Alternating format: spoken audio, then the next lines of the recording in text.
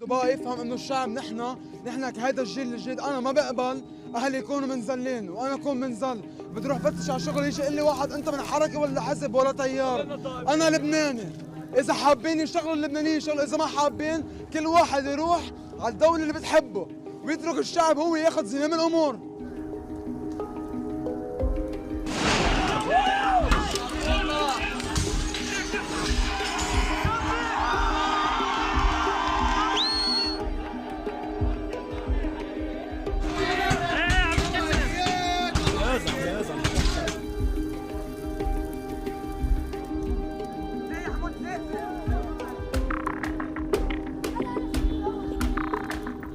كل الوسائل السلمية والمظاهرات والاعتصامات بالساحات وحد مصرف لبنان وحد قصور عدل وحد شركات السرقة والنهيب وأمام بيوت الوزراء الحرامية ما في شيء منهم سمعوا له، ما بيسمعوا إلا لقطع الطريق.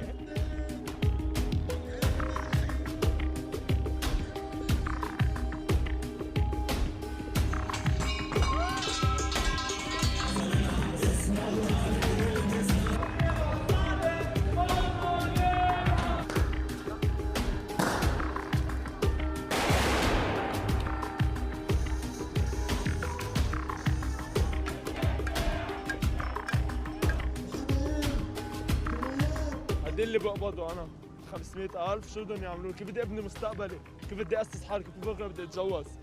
قل لي كيف؟ 500,000 برا قد ايه بيقبضوا؟